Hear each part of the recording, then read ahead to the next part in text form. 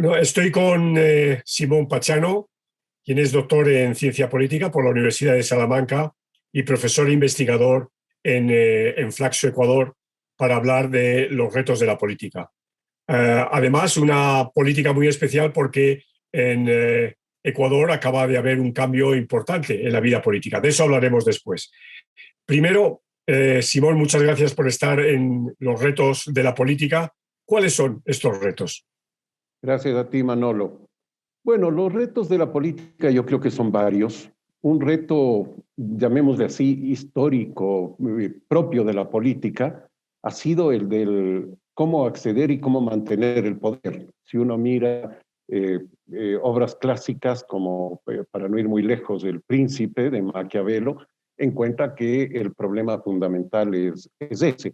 Pero quizás con la política democrática, digamos, el reto fundamental, podríamos decir, es el de la inclusión ciudadana, que yo creo que tiene varias formas, tiene varias maneras de entenderla, o varios niveles, ¿no? Creo que la más visible y la que más se plantea como reivindicación, digamos, de la propia política y sobre todo desde sectores de la izquierda, es el de la inclusión ciudadana en la toma de decisiones, en fin, en la deliberación a partir de propuestas como las de Habermas, ¿no es cierto? O, digamos, la idea de una democracia más participativa, de formas de democracia directa, en fin, que son formas de inclusión, es decir, de que la política la hagan mucho más la ciudadanía y que el papel, digamos, de sus élites o de los dirigentes, de los gobernantes, sea minimizado o sea controlado por la ciudadanía. Pero creo que cuando hablamos de inclusión, también debemos hablar de algo que a veces desde la política nos olvidamos o dejamos de lado, y es la inclusión en términos tanto económicos como sociales de la sociedad. Sí. Creo que ahí hay un problema muy serio, sobre todo en países de América Latina, bueno, y de otros continentes, por supuesto, pero mirando a América Latina, creo que ahí está uno de los problemas serios, es decir, grandes sectores de la población y que ahora se han hecho más grandes, más extensos todavía con la pandemia, que están, digamos, aislados de digamos, de los bienes fundamentales, o sea, tienen necesidades básicas insatisfechas, están en situación de pobreza, están en situaciones, digamos, de carencia de servicios básicos, sin empleo, en fin, y por lo tanto su integración a la sociedad en sí misma, y no solamente a la política, a la sociedad, es precaria, por no decir es casi ausente. Entonces creo que ahí hay también un problema. Y esto nos lleva, de alguna manera, a aquellas viejas discusiones de si es que la pobreza permite o no, digamos, gozar de los derechos y las libertades.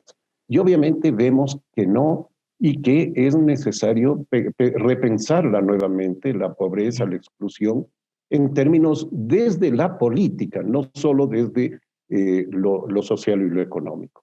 Entendido. Bueno, de hecho, estás tocando algo ya abordado en Tocqueville y en toda la literatura, ¿no? Acerca de las bases sociales, ¿no? De la democracia, ¿no? Exactamente. Con independencia de este elemento, que es, evidentemente, estoy muy de acuerdo contigo, central, ¿qué otros retos, si quieres, desde el punto de vista institucional, percibes tú que existe hoy para la política? Bueno, desde el punto de vista institucional, yo creo que siempre está presente el debate sobre los diseños, digamos, de los regímenes o de los gobiernos, es decir, para ir, digamos, a la matriz de esto, quizá, bueno, el orden republicano con su división de poderes, que ha sido uno de los problemas serios a lo largo de, digamos, de lo que lleva del siglo XXI, sobre todo en América Latina, en donde hemos visto que gobiernos tanto de izquierda como de derecha han pasado por encima de este orden republicano, digamos, de la independencia de poderes, del control mutuo, de los balances, y eso yo creo que es fundamental. Un segundo aspecto en ese sentido es el debate y que ahora se lo está teniendo, por ejemplo, en países como Chile, entre presidencialismo y parlamentarismo. Creo que ese tema también hay que retomarlo con cuidado. En un determinado momento nos entusiasmamos mucho con los planteamientos, sobre todo de Juan Lins en adelante, digamos que abrió el debate sobre los peligros del presidencialismo, y veíamos la posibilidad de parlamentarizar los regímenes políticos latinoamericanos para darles más estabilidad y más capacidad de inclusión, precisamente, ¿no? Pero no ha habido serios intentos de hacerlo.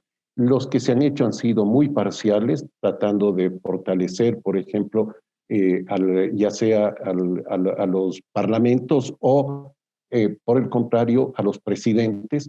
Y hemos terminado con fórmulas, yo diría, relativamente híbridas, puedo decir el propio caso ecuatoriano, donde se puso, digamos, donde se presidencializó el régimen con ingredientes de parlamentarismo, como por ejemplo que la Asamblea Legislativa pueda destituir al presidente sin juicio político.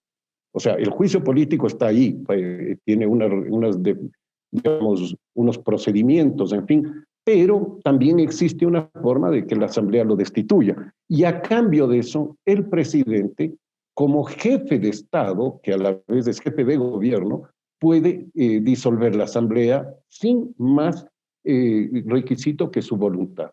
Entonces, creo que ese tipo de cosas hay que volver a mirarlas, hay que Sí. ver con mucho más cuidado y tener, digamos, darnos tiempo para ese tipo de reformas.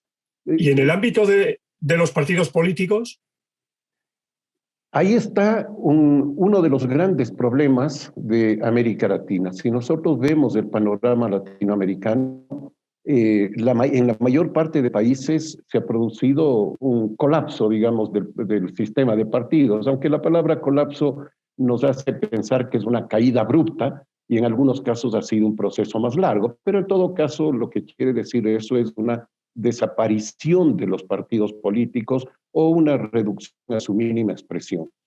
Y ese es un problema grave. Estamos viendo precisamente ahora, por ejemplo, el caso peruano, con la última elección, la reciente elección de hace una semana, en que prácticamente no hay partidos políticos.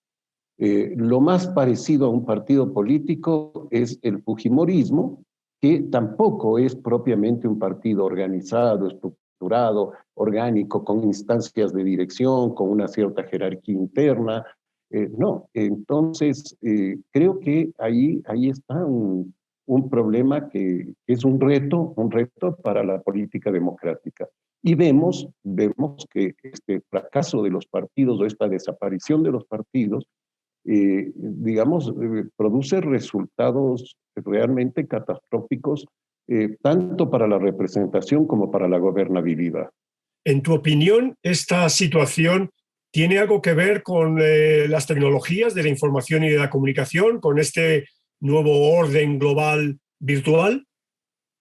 Posiblemente eso le añade, digamos, le acelera el proceso o es un ingrediente adicional, pero yo no creo que sea el origen, porque esta crisis de los partidos políticos viene produciéndose en la mayor parte de países desde fines del siglo pasado, o sea, desde los años, por ponerlo menos, desde los 90, ¿no? Mediados de los 90 hacia adelante se ve claramente Sí. que los sistemas de partidos entran en crisis en buena parte de los países.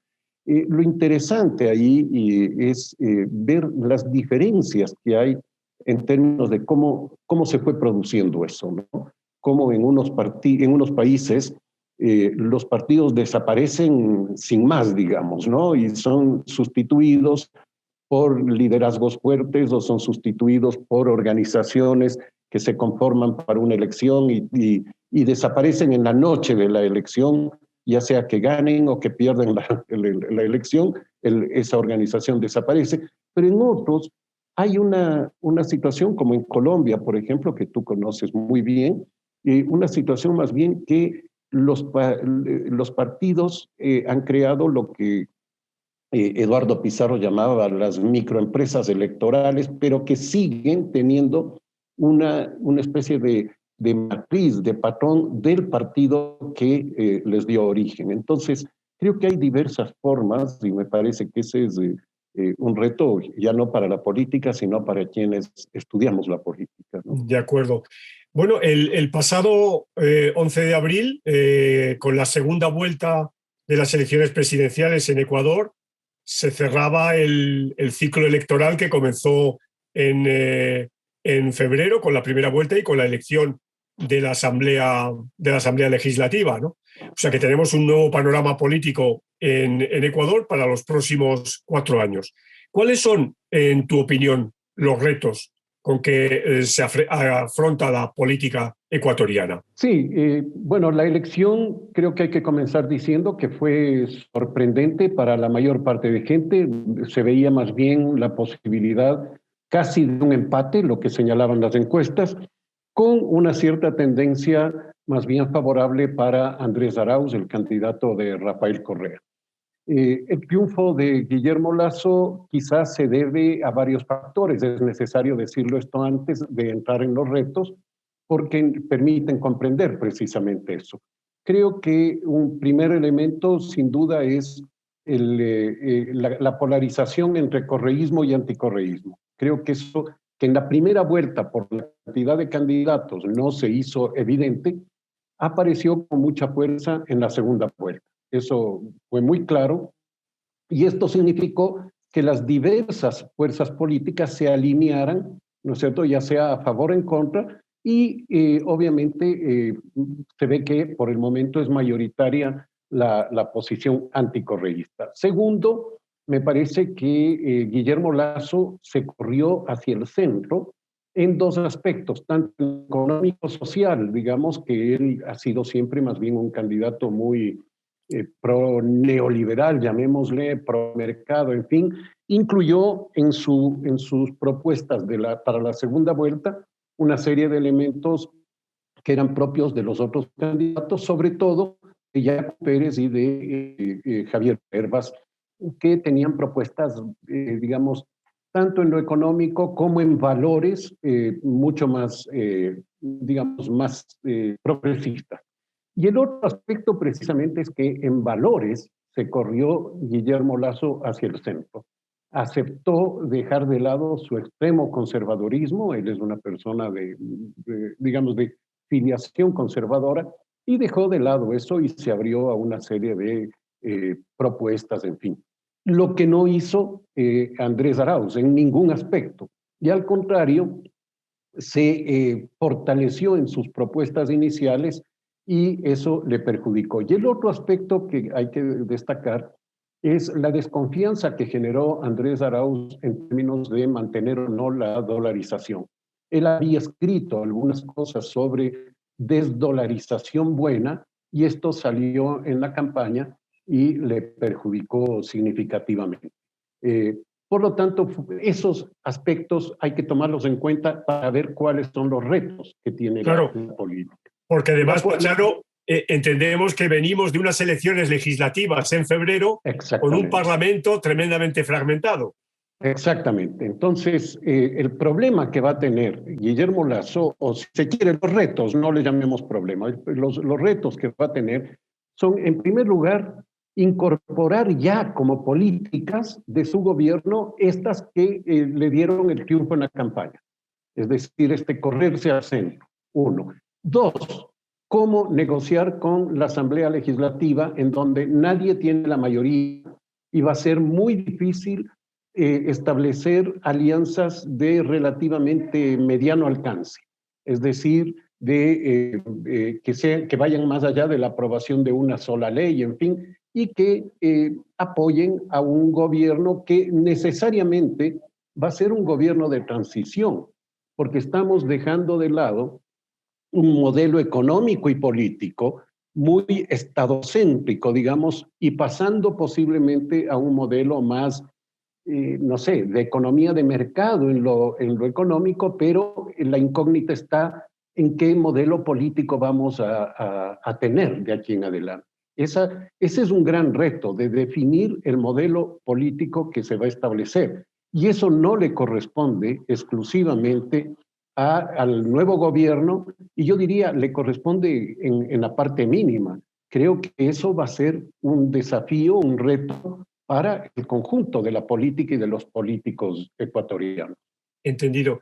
Esta semana en tu columna en el Universo te has referido al síndrome de Perón para plantear un posible escenario con respecto al papel que pudiera jugar Rafael Correa desde Bélgica. ¿En qué medida esto es o no es un reto para la política ecuatoriana? Es un reto el que permanezca, el dejar que permanezca Rafael Correa como el factotum de la política desde fuera, como fue el caso de Perú desde Puerta de Hierro en Madrid, ¿no es cierto?, durante 18 años, que manejó la política argentina y que regresó, digamos, triunfal, ¿no?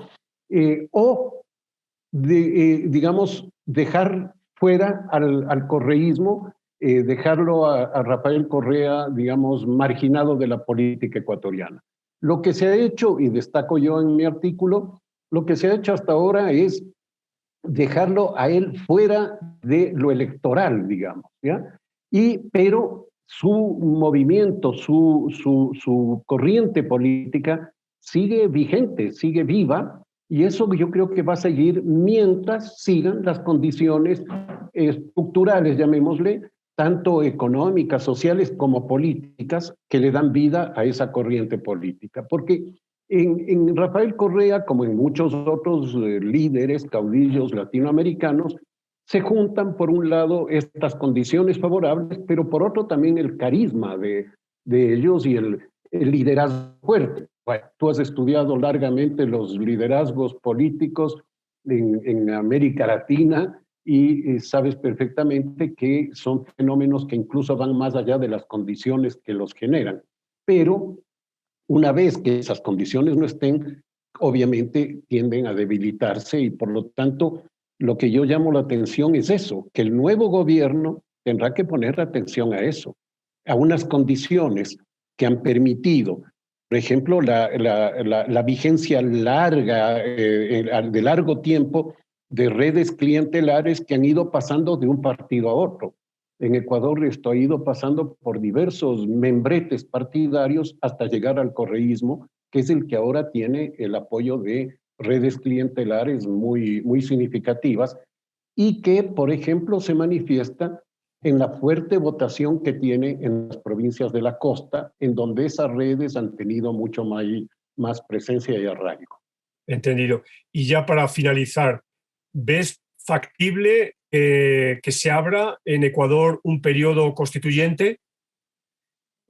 Hay posibilidades, yo creo que no va a ser posible muy pronto. O sea, el propio presidente dijo que convocaría más bien a un referéndum, a una consulta popular para cambiar algunos aspectos de la Constitución, entre otros este Consejo de Participación Ciudadana, que es esta institución bastante extraña que existe, pero veo poco probable que vayamos a una constituyente, que era más bien un planteamiento de Andrés Arauz o de Rafael Correa, ¿no? Ir a una constituyente para cambiar algunas de las cosas que se han hecho bajo el gobierno de Lenín Moreno.